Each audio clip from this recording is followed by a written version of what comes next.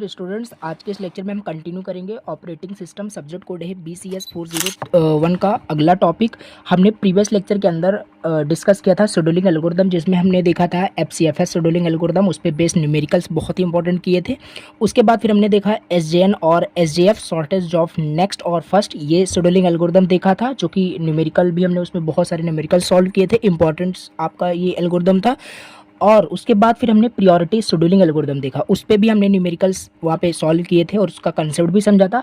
Now इस lecture के अंदर शेड्यूलिंग एल्गोरिदम का यानी CPU शेड्यूलिंग एल्गोरिदम का जो लास्ट टॉपिक है, जो कि आज के इस लेक्चर में हम देखेंगे राउंड रोबिन शेड्यूलिंग एल्गोरिदम। ठीक है, इस लेक्चर के अंदर हम round robin scheduling algorithm solve करेंगे, इसका क्वेश्चन सॉल्व करेंगे, न्यूमेरिकल सॉल्व करेंगे। और जैसे प्रीवियस लेक्चर में हमने न्यूमेरिकल बहुत ईजी तरीके से सॉल्व किया, कंसेप्ट को समझा, और ये मतलब शेड्यूलिंग एल्गोरिदम का कंसेप्ट पहले समझेंगे, फिर उस पर न्यूमेरिकल हम सॉल्व करेंगे। तो बहुत ही इंपॉर्टेंट लेक्चर है। चलिए लेक्चर को स्टार्ट करते हैं। छोटे से रिक्वेस्ट है, फर्स्ट टाइम विजिट किया तो प्लीज़ सब्सक्राइब कर देना, बहुत ज़्यादा मोटिवेशन मिलता है अगर आप एक सब्सक्राइब करते हैं। और चैनल को प्लीज़ अपने फ्रेंड्स साथ भी सजेस्ट कर सकते हो अगर आपको लेक्चर्स पसंद आ रहे हो, लेक्चर आप समझ पा रहे हो अच्छे से, तो ठीक है। अब यहाँ पे लास्ट टॉपिक हमारा है राउंड रोबिन शेड्यूलिंग एल्गोरिदम। उसके बाद फिर हम मूव ऑन करेंगे मल्टी प्रोसेस शेड्यूलिंग। ये सारे टॉपिक्स देखेंगे, 2 से 3 लेक्चर के अंदर आपका ये फिनिश हो जाएगा। ठीक है, देखिए यहाँ पे सबसे पहले जैसे हमने प्रीवियस लेक्चर में बहुत सारे शेड्यूलिंग एल्गोरिदम्स पढ़े। ठीक है, कुछ आपके प्री इम्पटिव शेड्यूलिंग एल्गोरिदम्स थे, कुछ आपके नॉन प्री इम्पटिव थे। मोस्ट इंपॉर्टेंट ये है, बहुत ही अच्छी बात ये है कि जो राउंड रोबिन शेड्यूलिंग एल्गोरिदम है, ये आपका केवल प्री इम्पटिव होता है ये नेचर में, यानी शेड्यूलिंग एल्गोरिदम जो ये आपका है राउंड रोबिन शेड्यूलिंग एल्गोरिदम, ये प्री इम्पटिव होता है। प्री इम्पटिव नॉन प्री इम्पटिव क्या होता है सब कुछ मैंने ऑलरेडी बता दिया, दोबारा यहाँ पे रिपीट नहीं करना चाहूँगा। ठीक है, अब यहाँ पे क्या है, round robin scheduling algorithm RR से भी से बोलते हैं। Scheduling is a preemptive scheduling algorithm and it is design to handle time sharing systems where multiple process share the CPU। देखो, पहली चीज़ तो ये जो एल्गोरिदम है, इस टाइप के एल्गोरिदम यूज़ कहाँ होती है, ये आपके टाइम शेयरिंग जो ऑपरेटिंग सिस्टम होता है। जैसे हमने जब क्लासिफिकेशन ऑफ ऑपरेटिंग सिस्टम पढ़ा था, तो वहाँ पे मैंने आपको बताया था कि राउंड रोबिन जो एल्गोरिदम होता है, इस टाइप के सिस्टम में, ऑपरेटिंग सिस्टम में यूज़ होता है, जो कि ऑपरेटिंग सिस्टम आपका टाइम शेयरिंग ऑपरेटिंग सिस्टम पे बेस्ड होता है, जहाँ पे कुछ प्रोसेस को क्या होता है कि टाइम एलोकेट होता है। टाइम क्वांटम क्या होता है, the time that each task get to execute is called quantum क्या होता है, ये सब ऑलरेडी मैंने बता रखा है। टाइम शेयरिंग ऑपरेटिंग सिस्टम में क्लासिफिकेशन जब हमने पढ़ा था, बहुत अच्छे से देखा था। कुल मिला के कहने का मतलब है कि ये जो आपका राउंड रोबिन शेड्यूलिंग एल्गोरिदम होता है, टाइम शेयरिंग ऑपरेटिंग सिस्टम में यूज़ होता है, जहाँ पर मल्टीपल प्रोसेस को क्या होता है कि कुछ टाइम क्वांटम मतलब एलोकेट होता है, कुछ टाइम उसे मतलब दिया जाता है कि इतने टाइम में ये प्रोसेस आपका एग्जीक्यूट होगा। It is similar to FCFS, first come first scheduling algorithm के जैसे ही ये वाला आपका एल्गोरिदम है, जो कि प्री इम्पटिव है। ये सब आपको पता है, कंटेक्स्ट स्विचिंग वगैरह क्या होता है। ठीक है, इसका मोस्ट इंपॉर्टेंट आपका न्यूमेरिकल है। जितने भी मैं एल्गोरिदम पढ़े, सबका मोस्ट इंपॉर्टेंट वही है कि न्यूमेरिकल्स आप सॉल्व कर पा रहे हो। 7 मार्क्स के अंदर न्यूमेरिकल्स पूछे जाते हैं। इसके बाद यहाँ पे each process is assign to a fixed time quantum. अब देखिए, हमने प्रीवियस में देखा था कि कैसे क्वेश्चन को सॉल्व करते हैं। यहाँ पे मैं आपको बता दूँ, क्वेश्चन जब आपको मिलेगा, न्यूमेरिकल आपको मिलेगा, तो यहाँ पे आपको एक टाइम क्वांटम दिया रहेगा क्वेश्चन में। ठीक है, जैसे हमने प्रीवियस शेड्यूलिंग एल्गोरिदम में जब हमने पढ़ा था, तो वहाँ पे कुछ हमें प्रायोरिटी शेड्यूलिंग में क्या दिया रहता था कि अज्यूम द नंबर्स।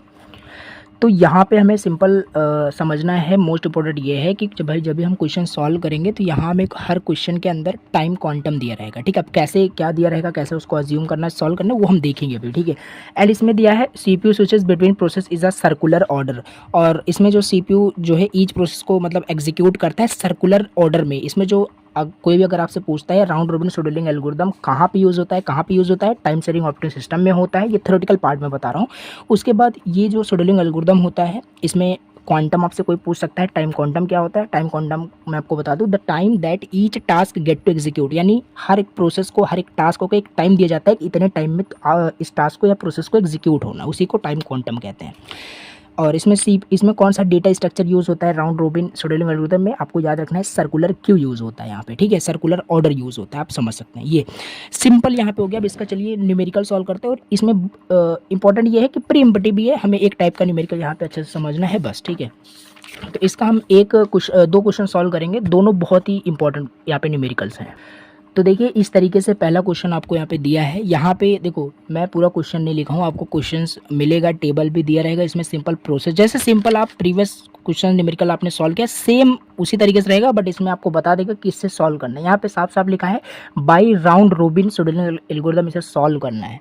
तो यहाँ पे अगर प्रीएम्पटिव मेंशन किया रहता है तो भी ठीक है, अदरवाइज ये प्रीएम्पटिव होता ही है, ठीक है। तो राउंड रोबिन मेंशन रहेगा। अब इस तरीके से यहाँ पे हमें क्या क्या कैलकुलेट करना होता है, average turn around time calculate करना होता है, average waiting time, average response time, 3 data हमें फाइंड करना होता है। अब इसको हम सॉल्व करते हैं एंड स्टेप बाय स्टेप हम सॉल्व करते हैं। तो पहला इसका जो स्टेप होता है क्या होता है, इसमें आप पहले क्या बनाते थे, प्रीवियस में जैसे आप कर रहे थे उसी तरीके से यहाँ पे करना। और मोस्ट इंपॉर्टेंट यहाँ पे टाइम क्वांटम भी दिया हुआ है, जो कि मैंने आपको बताया इसमें दिया ही रहेगा हर एक क्वेश्चन में, हर एक क्वेश्चन में, ठीक है। अब यहाँ पे सिंपल पहला आपको यहाँ पे गैंट चार्ट बनाना होता है। गैंट चार्ट कैसे बनाते हैं, देखिए गैंट चार्ट इसमें मोस्ट इंपॉर्टेंट है। इसमें गैंट चार्ट बनाने के साथ साथ एक अलग भी आपको एक मतलब बनाना पड़ता है। क्या बनाना पड़ता है, दूसरा चार्ट बनाना पड़ता है, जिस चार्ट को हम बोलते हैं रेडी क्यू, ठीक है। ये जो चार्ट यहाँ पे मतलब है, ये इसको हम गैंट चार्ट बोल रहे हैं, ठीक है। सेकंड यहाँ पे हमें बनाना होता है रेडी क्यू। देखो जिस तरीके से स्टेप्स को समझ लीजिए थोड़ा सा डिफरेंट है, बाकी इसमें हम 2 चार्ट बनाते हैं, गैंट चार्ट, दूसरा रेडी चार्ट हम बोल सकते हैं, रेडी क्यू बोल सकते हैं। देखिए इस तरीके से। अभी यहाँ पे देखिए इसको सॉल्व कैसे करना है। अगेन यहाँ पे देखिए आपको डेटा क्या क्या दिया था, प्रोसेस दिया है, सीपीयू बस टाइम दिया है, यानी यहाँ पे अराइवल टाइम नहीं दिया है। तो अराइवल टाइम ऑलरेडी मैंने आपको बताया था, अराइवल टाइम नहीं दे रहता है, तो अराइवल टाइम आप यहाँ पे चाहे लिख सकते हैं, सबका 000 है, अज्यूम कर लेते हैं, ठीक है। बाकी बहुत सारे क्वेश्चन में दिया रहता है अराइवल टाइम। अब यहाँ पे सिंपल क्या करते हैं, देखिए अराइवल टाइम 0 है, अराइवल टाइम 0 है मतलब मिनिमम आपका अराइवल टाइम 0 है। तो 0 पे कौन कौन से प्रोसेस आ चुके हैं, 0 पे कौन कौन से प्रोसेस मतलब आ चुके हैं, मतलब 0 यूनिट टाइम पे कौन कौन से प्रोसेस आ चुके हैं, P1 भी आ चुके हैं, P2 भी आ चुके हैं, P3 भी आ चुके हैं। यहाँ पे इस केस में अराइवल टाइम सेम है, इस वजह से सारे आ चुके हैं। और बहुत जगह डिफरेंट भी होता है, वो क्वेश्चन अभी हम जस्ट करने वाले हैं। तो तीनों यहाँ पे आपके आ चुके हैं, रेडी क्यू में है, यानी P1 P2 P3। तो एक लाइन से आप सीक्वेंस में इसे क्या करिए, P1 P2 P3 ready queue में लिख लीजिए। अभी यहाँ पे अगर मान लीजिए 0 पे केवल P1 आया होता, ये नहीं, ये बाद में आया होता, या इसका जो अराइवल टाइम है चेंज होता, तो खाली यहाँ पे हम P1 लिखते। और ये भी हम जस्ट देखने वाले हैं इसके बाद क्वेश्चन। तो यहाँ पे तीनों क्या है, 0 पे आ चुके हैं, यानी ये रेडी क्यू में है, ठीक है। अब इसको सॉल्व करना है। अब इसको सिंपल क्या करना है, जैसे कि अब रेडी क्यू में सॉल्व करने का मतलब क्या है, इसको सर्कुलर ऑर्डर में इसको मतलब एग्जीक्यूट किया जाता है, मतलब कि इस तरीके से, ठीक है। पहले ये एग्जीक्यूट होगा, पहले ये एग्जीक्यूट होगा, फिर ये। तो पहले यहाँ पे P1 है, रेडी क्यू में पहला आपका P1 है, तो P1 को आप यहाँ पे सिलेक्ट करिए, P1 को आप सिलेक्ट करिए, P1 को आप रन कर दीजिए, ठीक है। P1 को रन करोगे तो P1 का सिंपल 0 आपका है पहले से, ठीक है, क्योंकि 0 पे आया है, 0 अराइवल टाइम पे ये आपका आया हुआ है, इसको 0 यूनिट टाइम पे CPU एलोकेट हुआ है। अब ये कितने पे चलेगा, हम प्रीवियस में क्या करते थे, 24 करते थे या पर यूनिट टाइम के लिए चाहते हैं, क्योंकि यहाँ पे 4 आपका टाइम क्वांटम है, तो यहाँ पे हम क्या करेंगे, 4 टाइम के लिए चलाएंगे। देखिए समझिए, 4 टाइम के लिए यहाँ पे हम चलाएंगे, हर बार 4 टाइम्स के लिए चलेगा। 4 टाइम्स के लिए हमने चलाया है, यहाँ पे बस टाइम 24 था, अब कट करके यहाँ पे 20 कर दीजिए, बिकॉज 24 - 4 करोगे तो 20 बचेगा ना। अभी इसके पास 20 है और 3 और 3। अब देखिए आपका P1 हो गया। P1 जैसे ही आप एग्जीक्यूट कर लीजिए, जैसे ही आपका एग्जीक्यूट हुआ, आपने यहाँ पे लिख दिया और वहाँ पे आपने कैलकुलेशन कर ली इस तरीके से। इस P1 को तुरंत फिर आप आगे रेडी क्यू में लगा दीजिए, ठीक है। इस तरीके से आपको करना पड़ेगा, स्टेप्स है, आप उसको समझ लीजिए। P1 पे हमने कर दिया, यानी ये चीज़ आपका हो गया, क्योंकि अभी P1 आपका पूरी तरीके से एग्जीक्यूट नहीं हुआ है, 20 टाइम्स अभी बचा हुआ है, यानी इसको अभी 20 बस टाइम की रिक्वायरमेंट है इसको एग्जीक्यूट होने के लिए। अब सेकंड आपका P2 है, यहाँ पे हमने P2 कर दिया।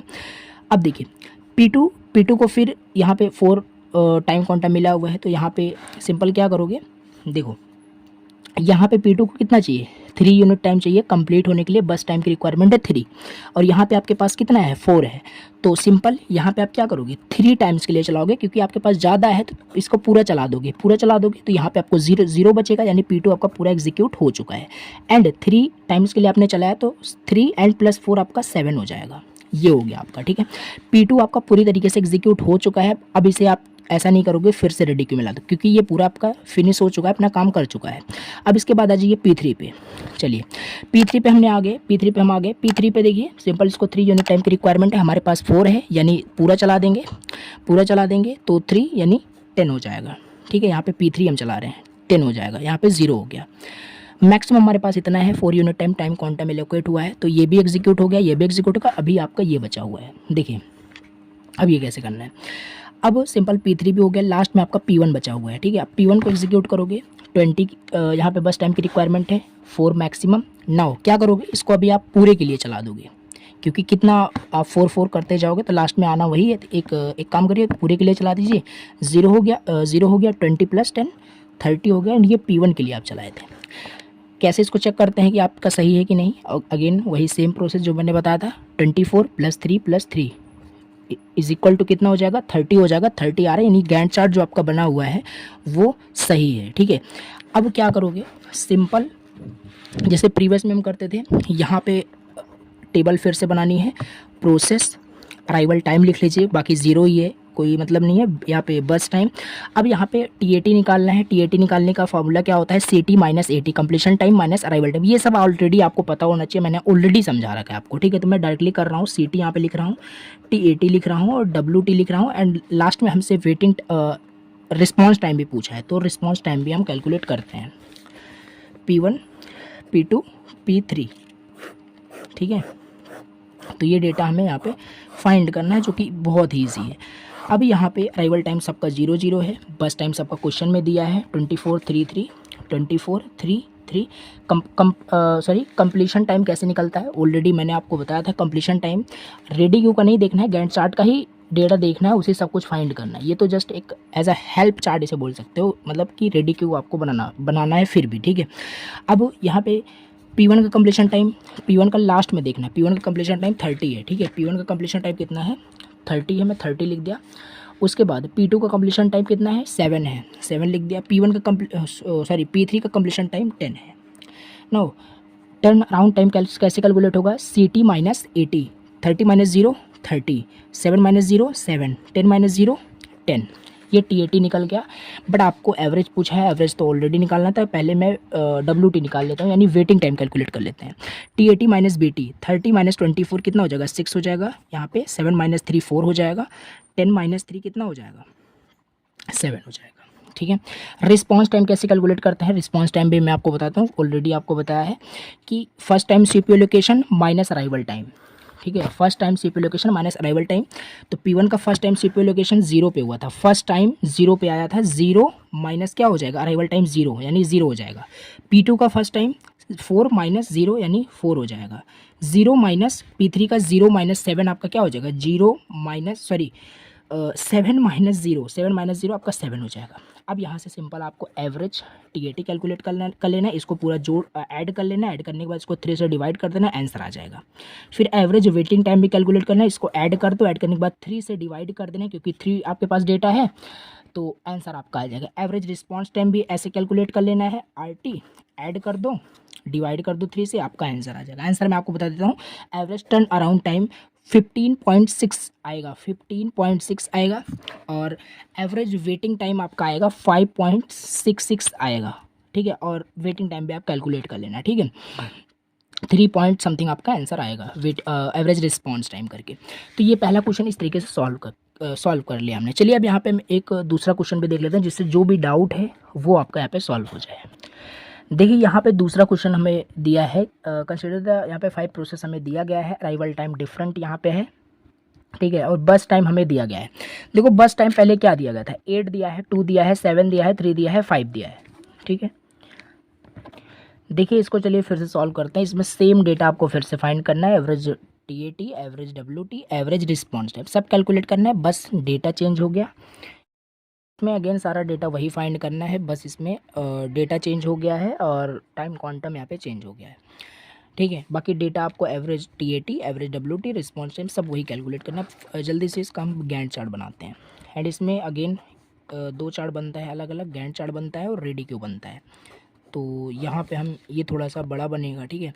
तो इसे यहाँ पे कर लेते हैं। रेडी क्यू भी यहाँ पे बनाना है, रेडी क्यू। देखिए ये थोड़ा सा लॉन्ग बनेगा, बिकॉज जितने ज़्यादा प्रोसेस रहेंगे उतने ज़्यादा, मतलब कॉम्प्लेक्स बोल सकते हैं, उतना ज़्यादा लॉन्ग आपका हो जाएगा। देखिए ठीक है। अब देखो सबसे पहले यहाँ पे आपको देखना है अराइवल टाइम। सबसे पहले मिनिमम देखो 0 पे सबसे पहले आपका P1 आ चुका है, यानी आपका P1 जो है ये रेडी क्यू में आ चुका है। अब P1 को ही आप एग्जीक्यूट कर दीजिए। P1 को एग्जीक्यूट कर देंगे तो P1 0 एंड आपके पास मैक्सिमम कितना है 3 आपका टाइम क्वांटम है, तो 3 के लिए चलाइए। ठीक है, 3 के लिए जब हम चलाएंगे, क्योंकि मैक्सिमम आप 3 के लिए ही चला सकते हो, तो 3 के लिए हमने चला दिया है, एग्जीक्यूट कर दिया है। यहाँ पे आपका 5 बचेगा। ठीक है, यहाँ पे 5 बचा है, क्योंकि 8 माइनस 3 आपका 5 हो गया। ये सब हमने ऑलरेडी आपको बता रखा है। अब यहाँ पे क्या करना है, देखिए अब यहाँ पे 3 पे देखो, 3 टाइम पे, 3 यूनिट टाइम पे देखो कौन कौन से आपके प्रोसेस आ चुके हैं। 0 तो हो ही गया है, 0 अभी हुआ नहीं है, बट यहाँ पे क्या है 5 बस टाइम की और रिक्वायरमेंट है, बट 0 तो आपका ऑलरेडी रेडी क्यू में है। तो 1 यानी P3 भी आपका आ चुका है। P3 यहाँ पे हमने यहाँ पे क्या कर दिया, P3 भी आपका आ चुका है। P3 भी हमने यहाँ पे कर दिया है, रेडी क्यू में P3 भी आ गया है। अब P3 को हम एग्जीक्यूट करते हैं। ये आपका हो ही गया है, ये ऑलरेडी आपका एग्जीक्यूट हो गया है, एग्जीक्यूट बट कम्प्लीटली नहीं हुआ है। 5 अभी इसको रिक्वायरमेंट है, तो इसको यहाँ कर देंगे, जैसे अभी जस्ट हमने प्रीवियस क्वेश्चन में ही किया। अब P3 को हम यहाँ पे क्या करेंगे, CPU एलोकेट करेंगे, इसे रन करेंगे। तो P3 को देख लीजिए, P3 को कितना रिक्वायरमेंट है 7, बट हम चला के कितना चलते हैं 3 चलते, 3 ही सकते हैं चला। अब यहाँ पे आपका कितना बचेगा, यहाँ पे आपका 4 बचेगा। ठीक है, क्योंकि आप 3 के लिए P3 को रन कर दिए हो, 6 हो जाएगा, 3 3 6, यहाँ पे आपका ये हो गया, इतना हो गया। अब 6 टाइम पे देखो कितने सारे प्रोसेस आपके रेडी क्यू में आ चुके हैं 6 पे, तो ये तो आपका था ही। ठीक है, ये ऑलरेडी था। 5 भी आ चुका है, क्या है 5 भी आपका यहाँ पे रेडी क्यू में आ चुका है, और P4 भी आ चुका है। 5 means P2 and P4, P2 and P4। ठीक है, लेकिन P3 आपका पूरी तरीके से अभी नहीं हुआ था, तो P3 को अब यहाँ पे फिर से आपको रेडी क्यू में लगा देना पड़ेगा। तो ये हो गया, ये हो गया। अब P1 बचा, P1 को चलिए करते हैं। P1 को कितना चाहिए 5 चाहिए, बट मैक्सिमम हम 3 चला सकते हैं। तो P1 को हमने क्या किया, 3 के लिए चलाया, 9 हो गया, 9 हो गया। बचा यहाँ पे कितना 2 बचा हुआ है। ठीक है, 2 बचा हुआ है अभी इसे। अब फिर से हम क्या करेंगे, यहाँ पे 9 पे देखो कौन कौन से आपके प्रोसेस रेडी क्यू में आ गए हैं, सारे आ चुके हैं। तो ये सब तो हो ही गए हैं। अब यहाँ पे रेडी क्यू में ये सब ऑलरेडी है, P5 आपका नहीं था, तो P5 यहाँ पे हम ऐड करते हैं, और ऐड करने के बाद इसे हम जस्ट फिर यहाँ पे ऐड कर देंगे, रेडी क्यू में ला के इसे रेडी रखेंगे। ठीक है, अब इसके बाद P2 की बारी है। हम एक तरफ से इसे एग्जीक्यूट करते जा रहे हैं, दूसरी तरफ अगर किसी का बस टाइम बचता है तो वहाँ पे मुझे आगे ऐड कर दे रहे हैं। इस तरीके से कुछ स्टेप्स को याद रखना है। P2 की बारी है। ठीक है, P2 ये रहा आपका। P2 को 2 टाइम्स की रिक्वायरमेंट है, तो पूरा ही एग्जीक्यूट कर दीजिए, क्योंकि हमारे पास 3 है तो 0 बचेगा, बट 2 के लिए चलेगा, तो 9 + 2 11 हो जाएगा। किसके लिए आपने चलाया, P2 के लिए चलाया, ये हो गया। ठीक है, P2 हो गया, P2 पूरी तरीके से एग्जीक्यूट हो चुका है, तो P2 को अब फिर से हम आगे ऐड नहीं करेंगे। P4 का टर्न है। P4 देख लीजिए, P4 को 3 की रिक्वायरमेंट है, 3 ऑलरेडी मेरे पास है, 0 हो जाएगा, पूरे के लिए चला दीजिए। P4 पूरे के लिए चलेगा, कितना हो जाएगा 14 हो जाएगा, ये हो गया। ठीक है, अब P4 भी पूरा एग्जीक्यूट हो गया है, ये भी आगे ऐड नहीं होगा। ये सब आपको नहीं करना है, यहाँ पे क्रॉस वगैरह नहीं, ये तो बस जस्ट समझाने के लिए है। ठीक है, P3 की बारी, P3 यहाँ पे है, P3 को चाहिए 4। ठीक है, बट हमारे पास 3 है, तो 3 के लिए चलाएंगे, 3 के लिए चलाएंगे, कितना हो जाएगा 17 हो जाएगा, 17 हो जाएगा, 17 हो जाएगा। बचेगा यहाँ पे कितना, हमने यहाँ पे P3 के लिए चलाया यहाँ पे, एंड P3 के लिए यहाँ पे हमने चलाया, तो यहाँ पे हमारे पास 3 यहाँ पे बचा हुआ है। 3 के लिए हमने चला दिया, यहाँ पे 1 बचा हुआ है, यहाँ पे आपको यहाँ पे भी 1 बचा हुआ है। ठीक है, अब देखिए यहाँ पे सिंपल क्या, अब इसके बाद नेक्स्ट किसका टर्न है, P3 हो गया। P3 को आगे ला के आपको रखना पड़ेगा, क्योंकि अभी 1 बचा हुआ है। ठीक है, कन्फ्यूज़ मत होना, फिर से जाके आप देख लीजिएगा पीछे करके लेक्चर को। ठीक है, P5 बचा हुआ है, P5।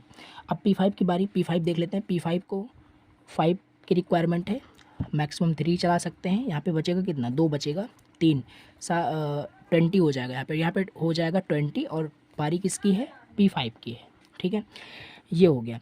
इसके बाद 20 पे सारे रेडी क्यू में है, यहाँ पे ऑलरेडी रेडी क्यू में है, तो दोबारा ऐड करने की कोई ज़रूरत नहीं है। P1 की बारी, ठीक है, बट यहाँ पे P5 अभी बचा हुआ है, तो इसको ऐड तो करना पड़ेगा आगे, तो यहाँ पे ऐड कर दिया। नो, P1 का टर्न है, P1 को 2 की रिक्वायरमेंट है, तो 2 के लिए चलाएंगे, क्योंकि हमारे पास पूरा है। यहाँ पे 0 हो जाएगा, यानी P1 से पूरा एग्जीक्यूट हो गया, P2 भी पूरा एग्जीक्यूट हो गया है, और 2 के लिए हम चलाएंगे तो 22 हो जाएगा P1। ठीक है, P1 22 इतना यहाँ पे हो चुका है। थोड़ा सा डिफ़िकल्ट हो जाएगा अगर आप अच्छे से नहीं समझोगे, तो यहाँ तक हम एग्जीक्यूट कर चुके हैं। P1 हो चुका है, हम आगे ऐड नहीं करेंगे। P3 की बारी है। P3 क्या है, 1 रिक्वायरमेंट है, 1 के लिए चलाएंगे, 22 हो जाएगा। P3 एंड ये भी 0, यानी आपका P1 P2 P3 ये सारा एग्जीक्यूट हो चुका है। 22 एक सेकंड, हाँ यहाँ पे 23 होगा, बिकॉज 22 + 1 23, ठीक है, हो गया। अब लास्ट यहाँ पे हमारा है क्या, P5 एग्जीक्यूट होना है। P5 को चाहिए 2, हमारे पास 3 है तो 0 हो गया, यानी आपका ये भी सब हो चुका है। एंड यहाँ पे आपका 25 हो जाएगा। 2 यूनिट टाइम के लिए था, हमने पूरा चला दिया 25। नाउ लेट इसको चेक करते हैं कि ये सही है कि नहीं हमारा गैंट चार्ट। लास्ट में 25 आ रहा है, लास्ट में 25 आ रहा है, ठीक है। 8 + 2 10 17 एंड 20 एंड 20 + 5 25, यानी गैंट चार्ट हमने जो बनाया है समझ करके एकदम यहाँ पे करेक्ट बना हुआ है। अब क्या करना है, सिंपल, देखिए मोस्ट इम्पॉर्टेंट यही है कि आप ये कैसे इसको सॉल्व करते हो, ठीक है। उसके बाद यहाँ पे इसे आपको फिर से टेबल बनाना है, जैसे मैंने बनाया है यहाँ पे। उसके बाद सारे डेटा को लिखना है, इतना डेटा तो आपको दिया ही है क्वेश्चन में। इसके बाद आपको completion time, turn around time, waiting time, response time ये कैलकुलेट कर लेना है। फॉर्मूला ऑलरेडी आपको पता है, ये डेटा आप मैच कर लीजिएगा। इसका आंसर मैं आपको बता देता हूँ। इसका आंसर जो आएगा यहाँ पे एवरेज टर्न अराउंड टाइम का 15 आएगा, 10 आएगा, वेटिंग टाइम का, एवरेज रिस्पॉन्स टाइम आपका 4 आएगा। तो इस तरीके से ये क्वेश्चन आपका सॉल्व हो गया। इसे आप सॉल्व कर सकते हैं, क्योंकि मोस्ट इंपॉर्टेंट यही बनाना है। आगे तो कैलकुलेशन है वो आप खुद भी कर सकते हैं, ठीक है। तो मोस्ट इंपॉर्टेंट ये आपका है गैंट चार्ट और रेडिक्यू कैसे बनाया जाता है। अगर गैंट चार्ट गलत बना, फाइनली आंसर गलत आपका आएगा। तो चलिए, आज के इस लेक्चर में हमने देखा शेड्यूलिंग एल्गोरिदम पूरा कंप्लीट कर लिया। नाउ नेक्स्ट लेक्चर के अंदर हम मल्टी प्रोसेसर शेड्यूलिंग स्टार्ट करेंगे। डेडलॉक एक टॉपिक बचेगा, वो डिस्कस कर लेंगे। आपका टोटली ये यूनिट खत्म हो जाएगा। 2 लेक्चर मैक्सिमम और आएगा इस यूनिट का, उसके बाद ये यूनिट पूरा आपका फिनिश हो गया। मूव ऑन करेंगे मेमोरी मैनेजमेंट के ऊपर। चलिए मिलते हैं नेक्स्ट लेक्चर के अंदर। Thank you so much for watching the lecture.